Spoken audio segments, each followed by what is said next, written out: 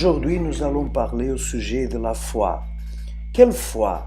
Ce n'est pas la foi que vous qui êtes malade, vous avez besoin pour vous guérir. Ce n'est pas la foi que vous qui êtes pauvre, vous avez besoin pour être prospère. Ce n'est pas la foi que vous qui êtes malheureux, vous avez besoin pour être heureux. Et peut-être vous dites alors, moi je n'ai pas besoin de cette foi. C'est exactement là que nous nous trompons. Pourquoi? Parce que la foi, lorsqu'elle est appuyée sur une conquête physique, sur un bien physique, à partir de cet instant, cette foi devient une foi qui agit uniquement pour notre propre bénéfice, pour le bénéfice du corps. Mais le corps, un jour, va finir.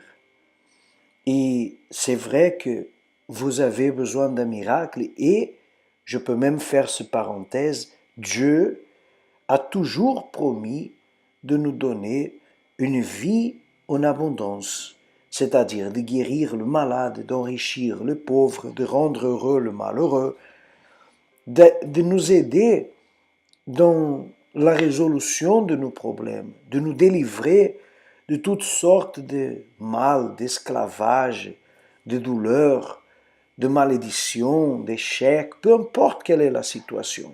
Lui-même, il a dit, tout est possible à celui qui croit. Tout est possible. Il n'y a pas de difficulté, il n'y a pas d'impossibilité, il n'y a pas d'obstacle. Tout est possible.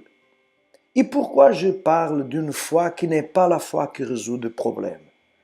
Quand nous voyons les 10 lépreux, ils avaient des problèmes. Eux tous, ils avaient le problème de la lèpre.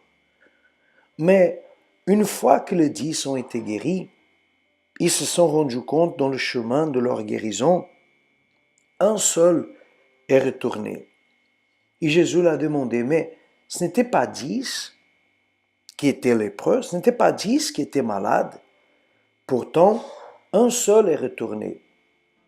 Il a dit, va, ta foi t'a sauvé. Alors vous voyez que les autres n'ont pas été sauvés. Seulement un a été sauvé.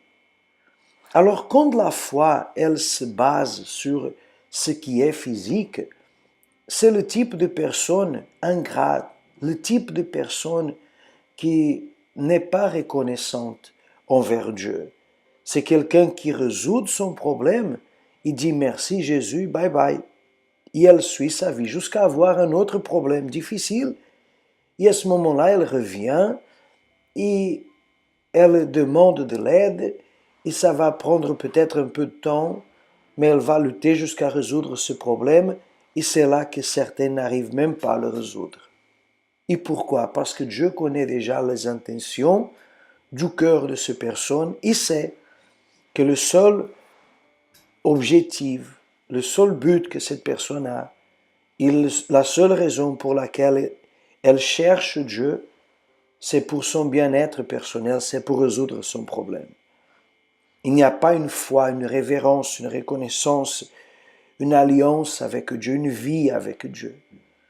Alors, c'est décevant en même temps de voir une personne qui a été guérie par Jésus, qui a été délivrée, qui a été aidée, et à la fin savoir que cette personne n'a pas de communion avec Dieu, que cette personne elle est perdue, elle ne peut même pas être sauvée. Mais pourquoi? Parce qu'elle a agi une foi, mais pas une foi qui sauve, une foi d'un moment, une foi temporaire. Voilà, une foi temporaire, une foi du moment, une foi pour résoudre une situation seulement, et pas pour changer sa vie, pour se maintenir,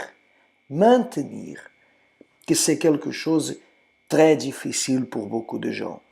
Elles veulent avoir la résolution de ces problèmes, mais n'arrivent pas à se maintenir fortes, à se maintenir bien, heureuses, n'arrivent pas à faire face à d'autres situations. Quand vous avez cette foi qui sauve, cette foi qui vous fortifie, qui vous maintient même si le problème continue là.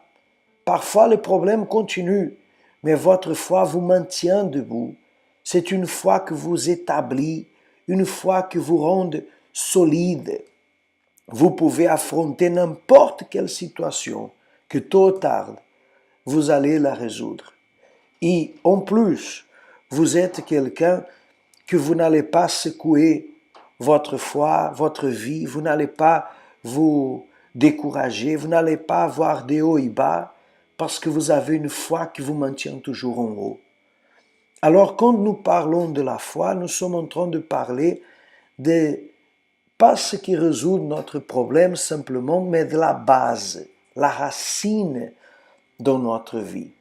Et c'est exactement pour cette raison qu'aujourd'hui nous voulons vous inviter, à vous qui êtes une personne que vous cherchez Dieu parce que vous avez besoin. Vous souffrez énormément. Vous avez beaucoup de soucis dans la vie. Selon la médecine, votre situation, elle n'a pas de solution. Vous êtes condamné par tout le monde pour toute chose. Vous êtes quelqu'un que vous avez souffert tous vos jours et jusqu'à présent, vous ne trouvez pas une sortie, vous n'arrivez pas à vous relever.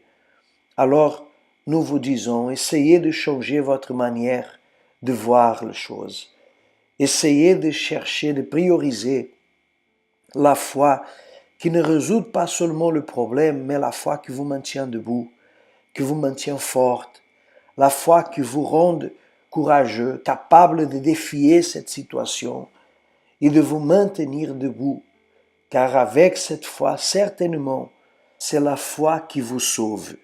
Alors pour cette raison, Jésus disait, à quoi sert-il à l'homme de gagner le monde entier et perdre son âme? Imaginez-vous, vous avez été guéri, délivré des perturbations, de la dépression, vous avez été prospère, vous avez prospéré, vous avez eu une famille unie, une famille heureuse, et à la fin, vous perdez votre salut, vous allez à l'enfer.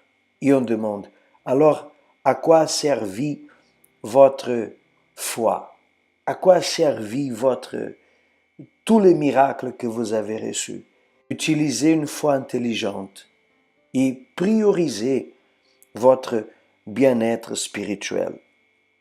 Quand nous faisons cela, alors nous sommes accueillis par le Père, comme a été le Fils prodigue, les deux fils de ce Père, qui à un, il a ouvert les bras, il a donné une fête, et à l'autre, il l'a fait entrer à la maison et se réjouir aussi de la fête de son frère, c'est-à-dire un père qui a pu récupérer ses deux enfants. Et aujourd'hui, le Père veut aussi vous récupérer. Ne regardez pas seulement ce qui est physique, matériel, mais considérez votre âme et soyez sauvés. Soyez une personne avec une foi intelligente. Que Dieu vous bénisse à tous. À la prochaine.